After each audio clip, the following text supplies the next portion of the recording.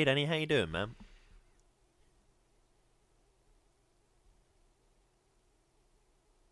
Hello? Hello, I'm here. Yeah.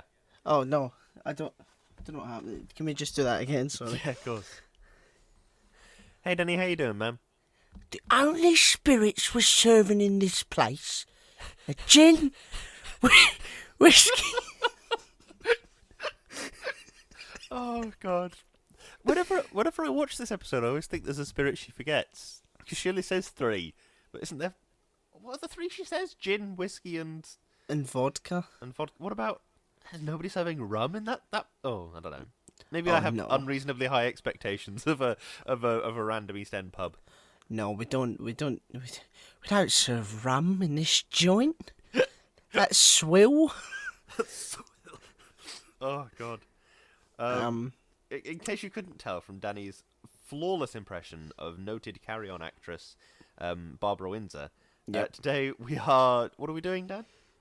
We are doing Doctor Who season 2, episode 13. The Army of Ghosts. You may think that it's episode 12, but it isn't. And yeah, it This was is yeah, it's sort of it's something that like Darius, one of our patrons, mentioned to us was that we use a different numbering system to like Wikipedia and stuff. Because we would say this is episode 13 because the Christmas special is episode 1. yeah. But apparently other people, including Wikipedia, would disagree. At the end of the day, the same stuff happens in the episode, no matter what you call it. So Yeah, it would be different if, like, we said, this is Doctor Who, Season 2, Episode 13, and then described, like, an episode of Scrubs or something like that. That would be... I've never watched Scrubs. Oh, don't. Oh right. But, yeah, so it was written by Russell T Davies, it was directed by Graham Harper, and is starring David Tennant, Billy Piper, Camille Kaduri, Noel Clark, Tracy Ann Oberman, and Raj James. Indeed, it is. Yeah. Yeah. Have you got an opening statement? Yes, a great start to a season finale that manages to top the explosive end of season 1. A long-awaited battle was built that I was very eager to see when I first watched the show when I was about 5. The way you said that implies, and now that I'm 21, I don't give a shit. I don't really care about this heated battle. I Yeah. just don't want to watch. Yeah, I really like this episode too. It's I like any episode with the Cybermen in. I think they're just in terms of just visually. I think any episode with the Cybermen in, I'm watching like, oh, this is really cool. Yeah. But yeah, I really like this episode. I like that it's sort of the Cybermen are sort of preying on a base human desire, which is something they don't have, but they can understand. And it's a really good episode. I like it a lot. Yeah, definitely. Let's segue gently onto CRQs. Have you got any, Cocker? I do. I love when the alien incursions, especially in Russell T Davies's era, sort of like, take on a life of their own in the popular culture. So Okay. they show you like obviously EastEnders, and like adverts and all that, and it's like in that sort of in like 2000s Britain, it just becomes it ends up on Trisha and like stuff like that. I think that's really funny. No, it's kind of really good because the closest I think a non-Russell T Davies era episode got was that episode, The Power of Three, when they were saying, oh, the cubes have got 3,000 separate accounts on Twitter, and all this sort of stuff, and they were making some timely and hilarious jokes about social media, and but in a way that didn't quite work because they were just telling us that things were happening. This works because you're sort of showing us. Do you know what I mean? Yeah, or like in season 4, where the planets have moved, Yeah. or the Earth has moved, and there's all these planets. It's like Richard Dawkins comes on, and Paul O'Grady's like, do you know what? I look up and I see all these moons and things, and it's like it's just yeah. And Good old Paul O'Grady. one of the members of Torchwood, Yanto, is just fucking laughing instead of dealing with the actual alien problem. But, no, I like it. It's funny. God. No, you're right. It is funny, and it's a nice touch of world building. Yes, Yeah, it's kind of tongue-in-cheek world building. Is like I think Doctor Who is at its best when they're doing sort of high-stakes sci-fi, but it's also quite campy and quite ridiculous at the same time. absolutely. I think Doctor Who is made best by being self-aware and over the top and sort of shit. In a way, it has to be a little bit shit. Do you know what I mean? Yeah, I mean, if it wasn't a little bit shit, like how could anyone appreciate a creation like the Daleks? Like, Yeah. they, because on the surface they look ridiculous, but They do. it's the context and it's the campiness that makes them a threat, I really like the chemistry between Jackie and the Doctor in this episode. Yeah, definitely. You can really tell that both David Tennant and Camille Coduri are both supremely good actors. Yes. I like the chemistry between them as well. It's how Jackie just does not give a shit about anything around her. It's like she'll just be constantly starting a fight with anybody that she interacts with, and it's just a really engaging character trait. Yeah. Even though the Doctor's so rude to her, and last year she stared into Heart of the Time Vortex and aged 57 years. She's like, I'll show you where my ankle's going. She's just like completely. I think she's actually really underrated. I'd love to see. Definitely. I'd love to see Jackie as a companion, just for a little bit, with Mickey and that. I think she'd be really good in situations. Would you want a Jackie spin-off? No. Well, if there's one thing we learned from Joey, spin-offs can only be greater than the original material. Yep, true. That said, I mean, I know I'm riffing on sitcoms now for no apparent reason, but Frasier was really good, kind of better than Cheers. Yeah. I can't think of any other spin-offs. I suppose Star Trek is all one big spin-off. Better Call Saul, I would say, is better than Breaking Bad. As good as, if not better than, yeah. True. Yeah. Maybe it's the opposite of that rule about how the second film in a series is always not as good as the first. Yeah, that's true.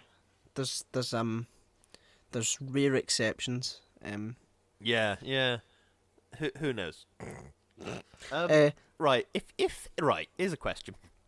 If ghosts started turning up every day in your town, you were walking down the street, you'd just gone to the co-op or something to get some milk or something like that. Yep. And you come home and your mum says, Dan, they've just announced this thing on the TV that says that we're going to have ghosts arriving in about 20 minutes. And you go, what do you say to that? What's your immediate response? That's a good question. I would say, okay. Who do we? Can it be people that we know? Because I've got some questions to ask some folk. Yeah. And then my mum would say, I don't know, but I think it's just going to be just weird humanoid silhouettes that show up, and for some reason you can smell the cigarettes that they used to smoke. Yeah, that was a bit of a weird one. Did they ever explain that? They said it was like a psychic link, and it's like the more because people wanted their loved ones to come back. It sort of created it a bit stronger. And Jackie's like, "Our loved one's coming back home. Don't you think it's beautiful?" And the Doctor's just like, "I think it's horrific." Yeah, that is. I mean, yeah. I think. What would your response be? If I came home and Chloe was like, "Babe, ghosts are coming," I would say, "Okay, well, who told you this?" Because I know we get a lot of our news nowadays off like social media. So I was like, "Well, I'm not believing anything that Mark Zuckerberg tells me." That's port of call number one. Yeah. And then when they eventually did show up, my immediate response would be, "Well, it's kind of just a blob." Like, the entire point of ghosts is that they're recognizable as someone you know somehow, right? Like, even classic ghosts, like A Christmas Carol, the ghost of Marley is recognizable as Marley, and that's why Exactly. it shits up Scrooge. So I would if a guy turned up at my door I was like, but my nan wasn't 6'3", and didn't make loud stomping sounds when she walked. This doesn't seem like it's her. What? Also, how did they get like the ghost in the Jeremy Kyle segment into the Jeremy Kyle? Can they tell ghosts like where to go and stuff like that, or do they just manifest in the same spot? Oh, that's a good question. Yeah, like every day they manifest. Yeah. Did she maybe work in the Jeremy Kyle show? And then see the go. It's like, oh my god, you're looking at me. Oh, handsome thing, yeah. And then falls in love and decides to be in the show. I don't know. I don't know. I have no idea. Why aren't you answering the real questions, Russell? The thing is, the only reason we're taking the piss out of this episode is because it's a good one. Like, Yeah. Exactly. It's filled with love. Exactly, yeah. It's such a good episode that there's not much to critique or anything. There's a lot of really good bits and bobs, like, there's this thing, and you just decided, let's keep bombarding it with a particle gun. Then he smashes a window and whatever. It's lots of things where it's like understandable analogies, great dialogue. Very much so. I really like this episode. It's really, really good. But yeah, why aren't you answering the real questions, Russell? Unlike Moffat, Russell T Davies didn't give his main character a catchphrase until he really knew how to write them. Because David Tennant says Allons-y in this episode, and it's the first time that he says it. Whereas nice. Matt Smith fucking screams it out the first time that we see him on screen. It's literally the end of the episode. He's like, Geronimo! Like that, Yeah, that is a bit of a... I mean, I have mixed feelings about catchphrases in general. I feel like no actual human being says a phrase enough that it's like it could be considered a catchphrase. Yeah. Do you know what I mean? Like, I don't think I or anyone I have ever known has repeatedly said something to such a degree that I say, oh, that's Gary. He always says this very specific thing at any given opportunity. Do you know what I mean? Yeah. No, I know what you mean. Gary. Why I've never met a guy called Gary in my life. Neither have I never met a guy called Gary, so I think that might be why I picked it. It's because I knew I wouldn't be offending anyone. So yeah, it's a really common name, and yet like no one knows anyone called Gary. I think it's because Garys are not born. I think other people become Garys at 35. They're made. Yeah, on their 35th birthday, I think they become a plasterer called Gary. That's the concept, right? Yeah. I like Torchwood in this. Well, no, I don't. I like the sort of social commentary that they sort of represent. The sort of very imperialist, very nationalist. Set up by Queen Victoria. They're very sort of And they believe in the British Empire so devoutly, and yeah. It's good. It was. I didn't realise it at the time because I was about 5, but like, there was a big sort of we had things like the Iraq War brewing and things like that. We may never depend on the Middle East again and stuff like this. Like just stuff like that. It's like it would probably have resonated quite well with like adults back then. Yeah, sure. But yeah, so some good social commentary there. Yeah, I mean, who doesn't love a good bit of social commentary? Yeah. Yvonne Hartman's a good character. Yvonne Hartman's a brilliant character. Yeah, I really like Yvonne Hartman. Performed really well by the actor whose name I have utterly forgotten. Tracy Ann Oberman. Tracy Ann Oberman, utterly brilliantly performed. Yeah, really, really, really good. Yeah. Sorry, I'm on the IMDb page. Everybody's sort of billed by like David Tennant, the Doctor, Billy Piper, Rose Tyler, etc., etc. It says Tracy Ann Oberman as Yvonne Hartman as Tracy Ann Oberman. What? It's a bit of a weird one. Maybe she has a stage name also. No, I'm sure there's some kind of very simple explanation that I'm too lazy to figure out. Yeah, but until then... Until then, it will be a mystery. Lost time. Some of the technology... Did we ever find out what a particle gun was? No, but I suppose it kind of does what it says on the tin. Like, it fires particles. Does it? Or does it reduce things to particles? That's a good question. Or does it... Yeah. Who knows? Who knows? Do you know what? I think I've figured it out. You fire a particle gun at someone and then they become Gary. Ah, that's it. That's how Garys are made. Just they are not born, they are made. Yeah, instantaneously their national insurance number change. Yep. Their names change. Yeah, their birth certificate changes to Gareth. Or actually, I did know a Gareth. Does No, that not count? even. Yeah, not even Gareth. It has to be Gary. Oh, okay.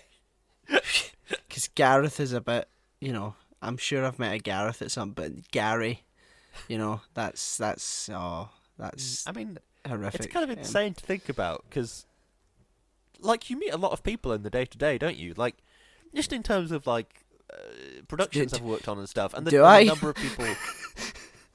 Well, the thing I was thinking was like, even on say 4 o'clock club, there was thousands of people working behind the scenes and stuff. So. Yeah, true. Is that surely one of those people has to be called Gary, and I've just forgotten. Surely. I don't know. It's better that we think that we've never met anyone called Gary.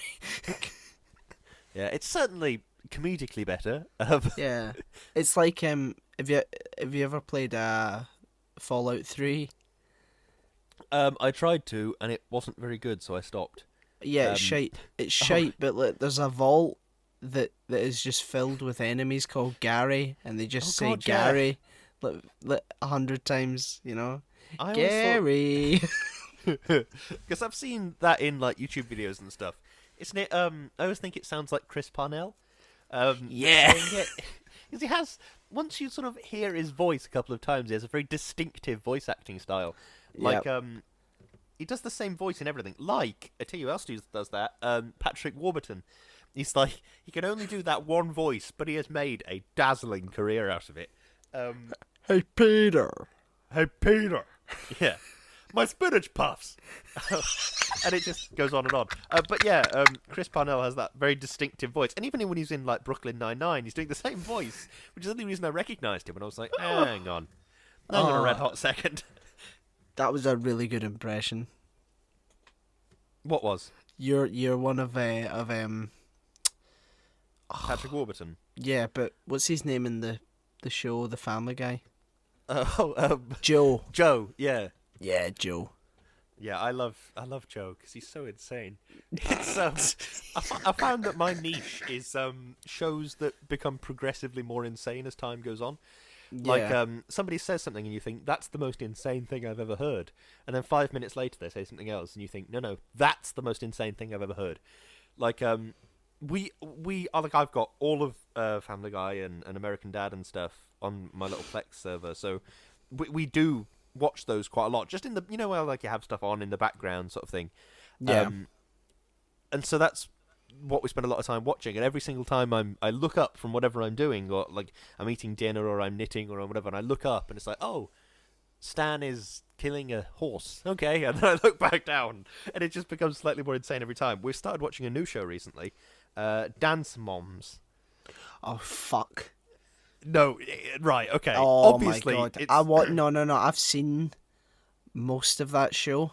Okay. Because I used to watch it with my mum, and it is simultaneously one of the worst and best shows you will ever watch, and you're like, oh, it's a nightmare car crash that you can't look away from. Yeah. Yes, because it's so stressful and insane, and yet you cannot stop watching it. It's it's insane. It's because on the one hand you feel sorry for these kids that are like, we've just started the first season, and there's this kid that joined and was like, well, I kind of like dance. I kind of like baseball. My mum wants me to do dance, so that's why I'm here. And then as the series progresses, she's like dancing and just not very happy about it. And like she starts crying because she doesn't want to do the dancing, and her mum's like, no, come on, you have to do it. It's like, oh my god, I feel really bad for her. Yeah. And then all the mums say utterly insane things each and every episode. What was it? The dance teacher? What's her name? Abby? Abby Lee Miller. Yeah. That's the one. Yeah, and she says things like, when any parent opens their mouth, they ruin their child, and you think, what an insane statement. What does that even mean? What could that possibly mean? And then she says something even more insane 5 minutes later. So yeah, the more insane a show gets, the better. That's where I stand. I'm not a psychologist, Lewis. But I am pretty confident in the statement that Abby has some sort of narcissistic personality disorder, as you'll soon come to realise. No, I think you're probably completely right. Yeah, she doesn't soften. She doesn't mellow out. She gets worse with every episode. Oh god. But I think at a certain point you have to wonder if it's a character they're playing. You know what I mean? I would imagine it probably is. There's certainly nobody an element can of be that. that insane in real life. Yeah. But there's episodes where it's like the police have to get involved because like people have been like assaulted and stuff like that. So it's like it gets pretty real at some point. Yeah, no, I do like a bit of reality TV. As I say, we're watching this, and we also watched. We've watched all of RuPaul's Drag Race and Drag Race All Stars and Drag Race UK, and it's all. Who really was good. it? Who was it that won Drag Race UK? It was a fellow Scot, wasn't it? It did. Lawrence Chaney. Won Drag Race UK. It happened quite recently, so I don't know if that's a spoiler or not. If it is, then I'm sorry, but she was. I think she was the clear front runner throughout the entire competition. Although. Yeah. Bimini was also very good. The other two in the top four were okay. Yeah, I mean Christ knows they're better than me. I could not do half of these things. I'll defer to your better judgment because I don't know the names. I need to watch it. Oh, it's fucking brilliant. It's the best thing I could recommend for Drag Race is watch sort of season 8 or season 9 of the US Drag Race, because the seasons are essentially entirely self-contained. Watch sort of season 8 or 9 of that US series, and then watch Drag Race UK, because the difference is astounding. Like, not only is it sort of quite comforting to see people in the workroom sort of speaking with Yorkshire accents and stuff, but also, like, whenever they have to sort of team up for, like, a challenge, on the US show, they'll always come up with some kind of incredibly ridiculous name that's like, oh, Team Gorgeous Eleganza, or whatever. And that, like, in the first season of the UK version, they sort of had this team up where RuPaul comes over and says, okay, so what's your team name? And they went, Team Slag! And they were just really happy and dead excited about it. And it's like, it's such a departure from the bizarre American sort of self-centered contestants. And they're all just like, it's just really good. I really love Drag Race UK. I met a lot of drag queens. Chloe and I went to Drag Con? Is that what it was called? Yes, Drag Con, I think yeah. So. And I mean, it was...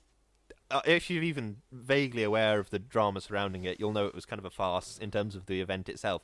But we did meet a load of cool drag queens, and that was dead exciting. So yeah, it's really cool. I really like it. Yeah. I think that's the difference between American and British humour. We're very self-deprecating, whereas American shows tend to be about people who deprecate others around them, if you know what I mean. Yeah, you're meant to laugh at David Blaine, but laugh with Jim Halpert. Yeah, that's it. Yeah. Correct. That's David a guy. Blaine, That's a good that's not his analogy. name. Is that his name? David Brent. David Brent, that's it. I was like, no, hang on. David Blaine is that magician. What? Oh, God. You're meant to laugh at David Blaine as he fails his magician act.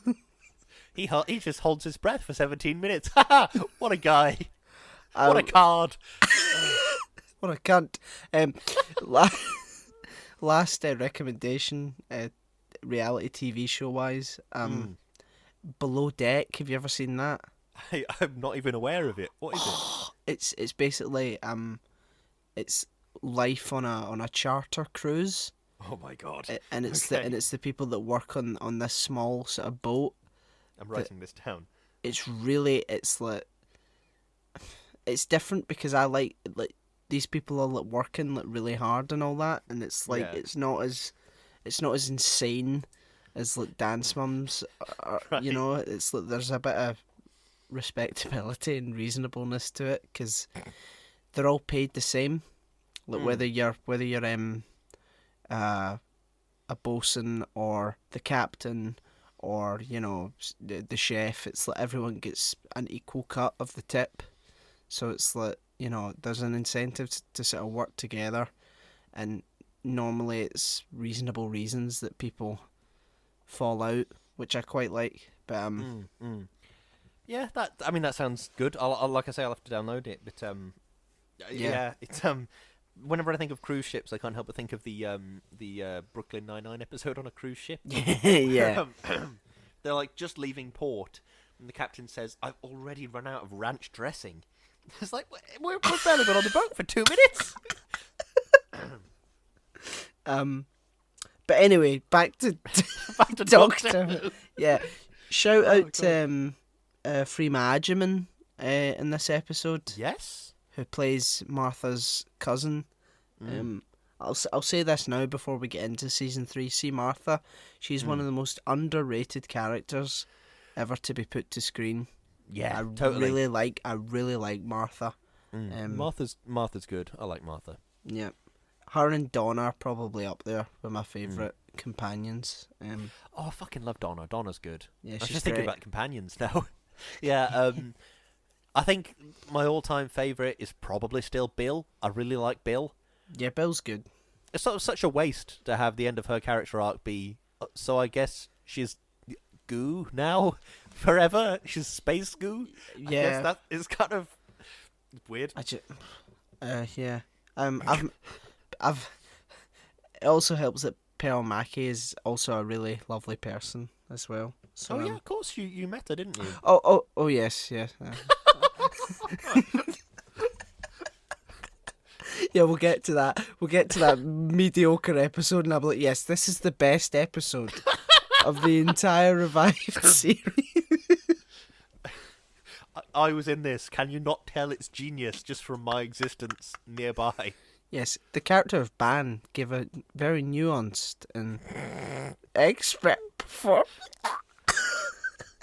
I remember just after you'd filmed that episode, we filmed 4 O'Clock Club that summer, and I think it was Lauren in Wardrobe started calling your character Mr. Squiggly Face or something because you had the lines drawn on your face.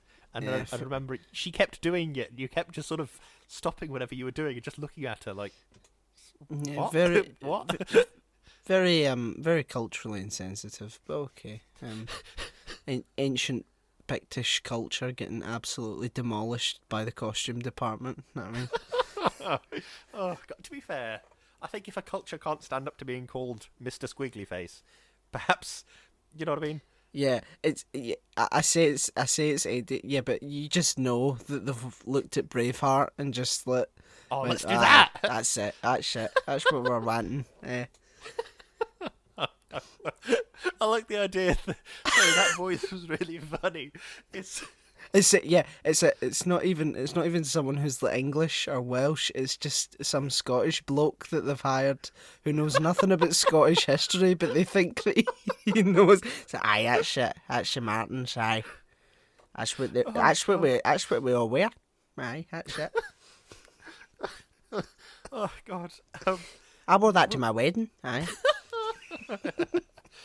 Well, with that said, I think I'm out of notes. Apart from how I've hurriedly scribbled down download below deck. Apart from that, I'm out of notes. Yeah, I do have one last question. Yeah, of course. We spoke about catchphrases earlier on. What is a better catchphrase? Delete or exterminate? Exterminate, because delete's just kind of a bit crap. Because Yeah. I think Cybermen would know that. Like, I get the joke. The joke is that it's delete is like, oh, they're a computer. Yeah, okay, but surely they would still know that there's kind of a difference between killing somebody and deleting a file on a PC. Do you know what I mean? It's just a bit of a weird one for me. What do you think? I have to agree. Although they both sort of work because delete sounds like passionless, and True, just sort true. of correcting a mistake, whereas to exterminate something has a that's malice filled. Yeah, very passionate and hateful. So, but I do like there's nothing better than hearing a Dalek scream exterminate, Especially knowing that there are Daleks in the sewers that are still screaming exterminate. And what's the plot of that episode? That if you put a guy inside a Dalek suit, then they can just exterminate people. Yeah. Yep. It's not the squid making the decisions. It's the weird casing that was built. Yeah, perfect. The squids themselves are just going, "I love you" and all that, and the casing is going, "Nah, fuck that. Let's kill everyone." Great, amazing characterization there. We'll get to that. We will. Trust and believe we will. Have you got a closing statement, Cocker? Yeah, it's a good episode. I'm in Doctor Who. Yeah, a good episode, a straightforward episode. I'd say I'm looking forward to seeing how the arc is resolved, but I have seen this before. Yep. I'm looking forward to watching Doomsday next week and going, oh, nice. Yeah, definitely. It's good. Do you know what's really good? You get to just rewatch all this shit. It's brilliant. Yeah. We are rewatching it. Yeah. Yeah. Oh wait, you're not. No. All right, I thought you were like, yeah, we're rewatching it, suckers. No, yeah, of course I am. Just the way you said this, the way you said, oh, you know what's great? We get to rewatch this. It was as if you've only just realised that. I was just like, yeah. In a way, I have. Oh, crikey. Right, should we do some capitalist-heavy, shilling, late-stage capitalism, nightmare, all that sort of stuff? Yes, we should. Link trees. Yeah. We all have link trees. Yeah. Lewis is linktr.ee/Lewis_Brindley. Mine's is /O'Hiram, and the podcast is /Shouting into the Void. There you'll find all our socials, YouTube, Patreon, and all that. Have a look. We have a PayPal. Look 3 times just to make sure you didn't miss anything. Yeah, I said it for each link tree. Oh, lovely. We have a PayPal donate button, so anything you can spare, anything at all, would be greatly appreciated. We also want to take the opportunity to thank our wonderful patrons, as we do every week. Chloe. Thank you. Darius. Thank you. Sophie. Thank you. Peter. Thank you. Aditya. Thank you. Richard. Thank you. Natalie. Thank you. And Dougie. Thank you, one and all. Yes, you make this show possible, and we love you. Yes, we do. We you keep the lights on at Void Towers. So thank you very much for doing just that. It means the absolute world. It certainly does. We have merch on Teespring and Redbubble. We sell tote bags, jumpers, loads and loads of stuff. If you want to have a look, go have a look. If you don't, that's okay too. For some reason, I thought you were going to say, if you want to have a look, have a look. If you don't, fuck you. No! I mean, but yeah. Yeah. And last but certainly not least, we are partnered with a fantastic company called Number 12 Crochet Avenue, and Lewis is going to say some wonderful things about them, all of which are true. Indeed I am. Number 12 Crochet Avenue is a company run by my amazing wife in which she does amazing things all to do with crochet. She is extremely good at it, and you can check out what she's doing and all sorts of up-to-date, exciting, dramatic, incredible things to do with crochet if you go to instagram.com/number 12 crochet. I don't know if that's how the Instagram URL works. If you go to at number 12 Crochet Avenue on Instagram, and you'll find all sorts of cool stuff that you can take a look at and check out. Make sure to go and do it. Give her a like and a follow and all that good stuff. Absolutely. Well, that was Yeah. a Doctor Who: The Army of Ghosts. Yeah, with a brief interlude for reality TV. Yeah. Doctor Who / Dance Mums / RuPaul's Drag Race / Below Deck. Ideal. Yeah. Three. / coach trip / come down with me. I'm the big honcho. Top man. The Lord of the Rings. The Godfather. Taxi driver. The Bourne Identity. What was I hope you're happy. What's it? I hope you're happy, Jackie, or something. What a sad, dear Lord Jane. What a sad little life you must lead. Oh God.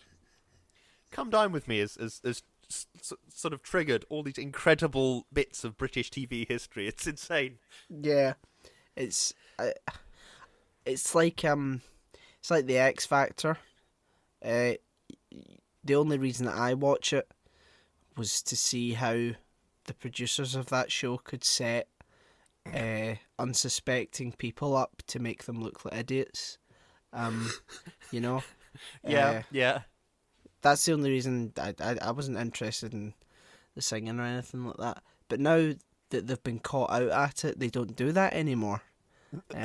But they did it in the early sort of 2000s.